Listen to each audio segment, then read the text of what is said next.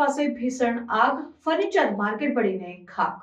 Mumbai film city પાસે ભીષણ આગ ફાટી નીકળી ફર્નિચર માર્કેટને ઘેરીને 50 ગોડાઉન બળીને ખાખ થઈ ગયા. આ ઘટના વહેલી સવારે બની, જેના કારણે સંપત્તિને ભારે નુકસાન થયું છે. આગને કાબૂમાં લેવા માટે 15થી વધુ ફાયર બ્રિગેડની ગાડીઓ ઘટના સ્થળે પહોંચી.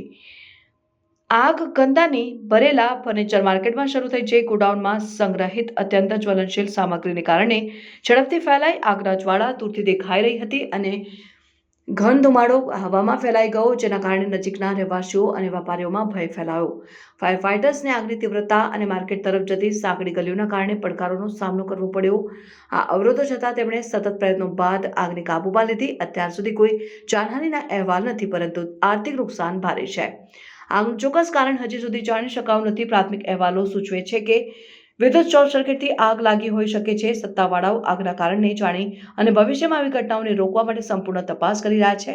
આગનો સ્થાનિક સમુદાય પર મોટો પ્રભાવ પડ્યો છે, જેમાં ઘણા વેપારીઓએ તેમના સંપૂર્ણ માલસામાન ગુમાવ્યો છે અને આ ઘટના ઘનતાથી વસેલા વ્યાપારી વિસ્તારોમાં વધુ સારી આગ સલામતી ઉપાયો અને તૈયારીની જરૂરિયાતને હાઇલાઇટ કરે છે.